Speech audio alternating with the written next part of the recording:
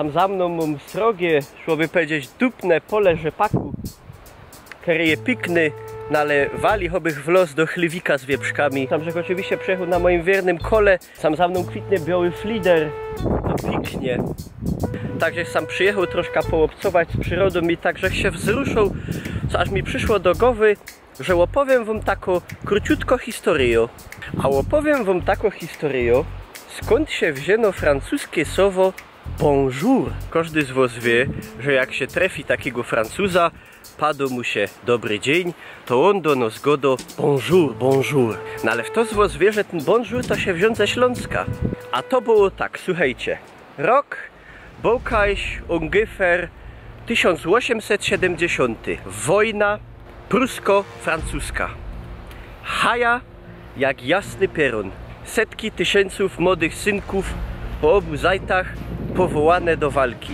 Z tym i nasze chłopcy z Górnego Śląska. To się chyba sam dupcył, a zapomniał deki. I słuchajcie, miała tam miejsce taka bitwa, taka potyczka, kaj się starli Francuzy z Niemcami. Niemcy ta potyczka wygrały, wzięli do niewoli tak zwanych Kriegsgefangene, jeńców wojennych. Tam był taki jeden młody Francuz. I te pierony wzięli tego istnego do takiego obozu do jeńców. To nie ma sprecyzowane kaj genau to było. Wiadomo ino tela, że kajś wele Hindenburga, czyli na dzisiejsze Zobrzo. I słuchajcie, on w tym lagrze siedział, no ale mu się w tym lagrze napoczło cnić. Nie było tam aż tak źle, no ale on stwierdził, że on już będzie wracał do domu. Co już mu się tak cni za bagietką, za ślimokami, a inkrzymi rapitozami, że on już tego nie wyczymie. I on z tego lagra pitnął. Wziął się ino taki mały zak, popakował się tam najważniejsze duperszwance i bez kerość ćmawo noc pitnął z tego lagra.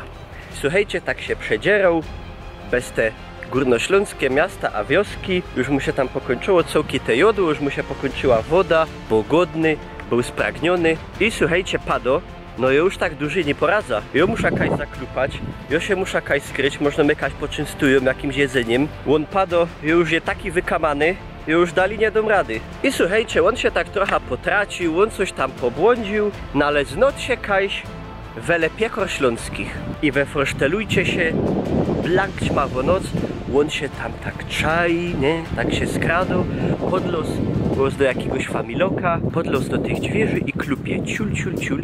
Tam się obudził gospodarz, padł w to tam. Dobrze, voulez-vous, français, maszketon, la baguette, ślimakon.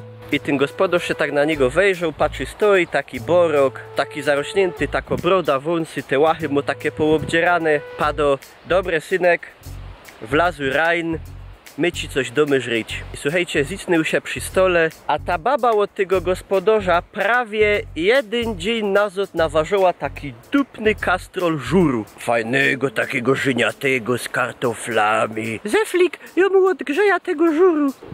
Pra, odgrzyj mu. Słuchajcie, dała mu przedpysta miska tego żuru, łyżka dostał, a ten Francuz łoros jak oszalały, jak na począł fachlować tą łyżką.